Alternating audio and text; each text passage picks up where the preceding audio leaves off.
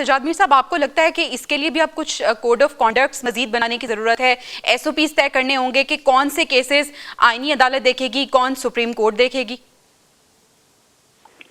یقیناً مسائل پیدا ہو سکتے ہیں جی، اور ہوں گے، اس میں کوئی شک نہیں ہے۔ اور سب سے بڑی بات تو یہ ہے کہ جس طرح جوڈیشری تقسیم ہو چکی ہے، اب اس تقسیم کو کسی اور انداز میں پیش کیا جائے گا۔ یہی کہ ایک آئینی عدالت ہے کہ ایک کیس ہے، وہ یہ کہا جائے گا کہ یہ آئینی عدالت سنے گی کہ وہ عدالت سنے گی۔ کل ہی اس کا مذاق اڑایا جانا شروع ہو گیا تھا، ایک بینچ نے تو مذاق اڑایا تھا، ہنسی بھی اڑائی تھی کہ چلے یہ بعد چھٹی ہوئی، اب اسے آئینی عدالت کے پاس لے کے جائیں، یہ سب کچھ ہوگا۔ اور لیکن دو ان کے مقاصد تھے، اگر حکومت کے تو دو تین مقاصد تھے۔ ایک تو شاید وہ جسٹس منصور علی شاہ کو اور منیب اختر کو لانا نہیں چاہتے تھے، اور شاید میں نہیں بلکہ لازمی بات ہے، اس کی وجہ ان کے بہت سارے خط و کتابت بھی تھی، اور ان کا کچھ ایٹیٹیوڈ بھی تھا، اپروچ بھی تھی، جو غالباً پسند نہیں آ رہا تھا حکومت کو، اور وہ صاف نظر آ رہا تھا کہ وہ ان کو نہیں لانا چاہ رہے۔ یہ نہیں کہ جسٹس جج افریدی ان کے بہت چہیتے ہیں، بلکہ یہ صورتحال پیدا ہو گئی تھی کہ ان کے لیے یہی ایک آپشن بچا تھا کہ ان کو وہ آگے لائیں۔ اور یہ بھی انہوں نے نقطہ رکھ دیا تھا کہ اگر وہ نہیں مانے، جیسے ایک بات سے پہلے نہیں مانے تھے وہ، جب یہ طے ہوا تھا کہ 3 بندوں کا کیسے کیا جائے گا، تو اس وقت چوتھے بندے کو لیا گیا تھا، تو انہوں نے یہ آپشن اب بھی رکھا تھا۔ تو ایسی صورت میں یہ سمجھنا کہ کچھ معاملہ سیدھے چلے گا مشکل ہو جائے گا۔ ایک مسئلہ طے ہو گیا ان کا، دوسرا مسئلہ جو طے تھا وہ ججوں کی نئی اپائنٹمنٹ کا ہے، وہ اپائنٹمنٹ بھی ہوگی، تعداد قانون کیا بنتا ہے، کتنے جج رکھے جا سکیں گے، وہ بھی آئے گا۔ آئینی عدالت کا مسئلہ یقینی طور پر بہت امپورٹنٹ مسئلہ بنے گا، اور اس مسئلے کے ذریعے سے پھر یہ بات جو بار بار آئے گی کریٹ ہوگا، اس کو سارٹ آؤٹ کرنے کی ضرورت ہے۔ سجاد صاحب، آپ نے ایٹیٹیوڈ کی بات کی، اگر دیکھیں عادل صاحب، یحییٰ افریدی صاحب کا جو ایٹیٹیوڈ تھا، اگر ہم ماضی سے بھی مثالیں لے لیں تو انہوں نے ہر معاملے میں اپنے آپ کو کبھی بھی بائسڈ نہیں رکھا، کبھی بھی متنازع نہیں رہے۔ آپ کو لگتا ہے کہ اپوزیشن کے حوالے سے غیر سیاسی رہیں گے نئے چیف جسٹس؟ دیکھیں، اب جو ماضی کے ماضی قریب میں جتنے بھی فیصلے ہوئے ہیں، جو اس میں جسٹس یحییٰ افریدی نے اپنی رائے کو جو ہے وہ مقدم رکھا ہے۔ انہوں نے کسی جو بڑی یعنی کہ واضح لکیر تھی سپریم کورٹ آف پاکستان میں، 2 واضح گروپ تھے کہ ایک جسٹس قاضی فائز عیسیٰ تھے، ان کے طرف جو ججوں کا رجحان تھا، اور ایک دوسری طرف جو جسٹس منصور علی شاہ کی طرف رجحان تھا۔ تو انہوں نے ان 2 مائنڈ سیٹ کے اندر اپنے آپ کو اپنی ایک علیحدہ جو ہے وہ شناخت رکھی، اور یہ کہا جا سکتا ہے کہ آنے والے دنوں میں وہ کوشش کریں گے کہ آئین اور قانون کے مطابق چیزیں چلیں۔ لیکن مسئلہ صرف چیف جسٹس کے جو کام کرنے یا ورکنگ کے سٹائل کا نہیں ہے، مسئلہ یہ ہے کہ باقی ججز کا بیہیویئر کس طرح سے ہوگا، وہ کس طرح سے ریئیکٹ کریں گے۔ جیسے آج جسٹس منصور علی شاہ نے بظاہر تو جو ہے نئے چیف جسٹس کی تقرری پہ کوئی جو ہے وہ سوال نہیں اٹھایا، نہ ان کی طرف سے کوئی رد عمل آیا، لیکن انہوں نے ایک نارمل کیس کو یہ کہہ کر بھیج دیا کہ چونکہ اس میں آئینی سوال اٹھایا گیا تو اس لیے یہ آئینی بینچ سنے گا۔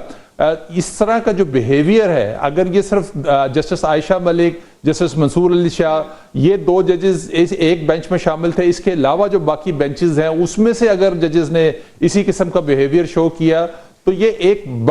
بڑی کنٹروورسی جو ہے وہ بنے گی، اور چیف جسٹس کے لیے سب سے بڑے مسائل اسی وجہ سے پیدا ہوں گے۔ تو رولز آف بزنس جو ہے، سپریم کورٹ کو اپنے جو رولز ہیں اس کو طے کرنا ہوگا، اور اس میں یہ کرائٹیریا سیٹ کرنا ہوگا کہ کس قسم کے کیسز جو ہے وہ نارمل کورٹ سنے گی، اور کون سے کیسز جو ہے وہ آئینی بینچ میں جائیں گے۔ اور اگر رول سیٹ ہو جائیں گے پھر تو یہ ہم ہی ختم ہو جائے گا نا، پھر کسی کا اپنا پرسنل ڈیسیژن نہیں رہے گا کہ کون سے کیسز کہاں پہ جانے ہیں۔ افتخار صاحب، آپ مجھے یہ بتائیے گا کہ وکلاء نے اس فیصلے کا خیر مقدم کیا ہے۔ اپیرنٹلی ہمیں لگ رہا تھا کہ وکلاء اتنا ویلکمنگ نہیں رہیں گے، جیسے انہوں نے ملک گیر تحریک چلانے کا بھی اعلان کیا تھا۔ تو آپ کو لگتا ہے کہ نئے چیف جسٹس کی تعیناتی مقننہ اور عدلیہ کے تنازعات کی برف پگھلنے کی نوید سنائے گی؟ دیکھیں، یہ تو جسٹس یحییٰ صاحب کی جو لیگیسی ہے، اور جب وہ پشاور ہائی کورٹ میں بھی تھے، یہاں پر چیف جسٹس تھے، اور ان کو پرسنلی بھی جو ہے میں جانتا ہوں، تو ان کا جو کردار ہمیشہ رہا ہے وہ ہمیشہ ان بائسڈ رہا ہے، اور وہ کافی پروفیشنل ہے۔ لیکن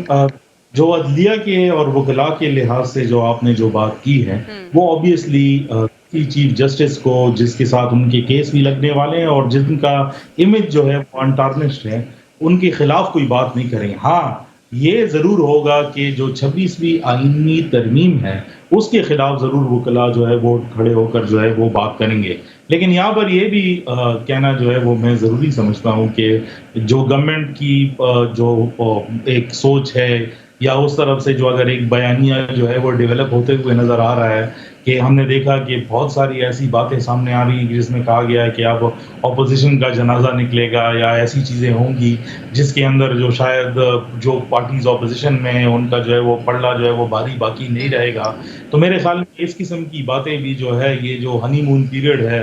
ये भी बहुत जल्दी जस्टिस याया के साथ जो है वो एंड हो जाएगा, क्योंकि जहाँ तक मैं उनको जानता हूँ और जहाँ तक उनके करियर का सवाल है तो वो अनबायस्ड रहेंगे। और अगर कोई ऐसी चीज़ सामने आती है जो आइन के खिलाफ रहती है या कोई ऐसी चीज़ सामने आती है जिसको रूल्स एंड रेगुलेशंस या दबाव के ज़रिए बदलना चाहे, तो मेरे ख्याल में ये समझना जो है ये गलत होगा कि वो किसी प्रेशर के नीचे आ जाएंगे और शायद ये आगे किसी और कंट्रोवर्सी को जो है वो जन्म देगी। सजाद साहब, आपको भी यही लगता है कि अनबाइस्ड रहेंगे, जिस तरह से माजी में भी हमने देखे यहया अफरीदी साहब अनबाइस्ड रहे, और इसके साथ साथ ये भी कि वज़ीर आज़म कह रहे हैं कि अब आवाम को रिलीफ मिलेगा और रिलीफ में तवातुर रहेगा, जो डिले आ रहा था वो नहीं होगा। आपको भी ऐसा लगता है क्या है कि आवाम को अब रिलीफ मिलेगा और कम वक्त में रिलीफ मिलेगा? देखिए, तवक्कुआत तो काफी फाजीसा से बहुत थी, ये नहीं कि वो तवक्कुआत तो पूरे नहीं उतरे।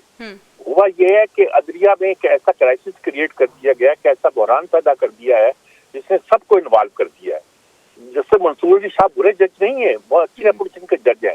लेकिन ऐसी सूरत हाल में वो पैदा हो गए हैं कि शायद वो एज एन एडमिनिस्ट्रेटर ये नहीं कि हुकूमत को सूट ना करते, बल्कि ये कि पूरे निज़ाम अदल ही को सूट ना करते। तो ये जो सूरत हाल पैदा हुई है, इस सूरत हाल का असर कुछ भी पड़ सकता है। अभी आईनी अदालत बननी है, अभी ये तय होना है कि उसके बाद जजों ने कैसे बिहेव करना है, अभी नए जज इंडक्ट होने हैं, अभी ये तय होना है कि जजों की तादाद कितनी होगी और कहाँ कहाँ से जज आते हैं, और नया जो स्ट्रक्चर बनता है उस स्ट्रक्चर में सब लोग किस तरह बिहेव करते हैं, ये सब देखा जाएगा। और मुल्क की सियासत और उस सियासत के जो असरात अदलिया पर पड़े हैं, उन तमाम असरात का अगर इस तरह कंटिन्यू करते हैं तो मसाइल पैदा होने का अंदेशा है, जो ठीक फरमाने साहब, और उसका अंदेशा है। लेकिन मेरे ख्याल में इस बात की हमें तवक्को रखनी चाहिए कि नए चीफ जस्टिस साहब इस बात की पूरी कोशिश करेंगे। और मेरी ख्याल में ये जब काजी फाइज साहब आए थे तो उन्होंने भी पूरी कोशिश की थी। 8-5 के फैसले से पहले बहुत सी बातें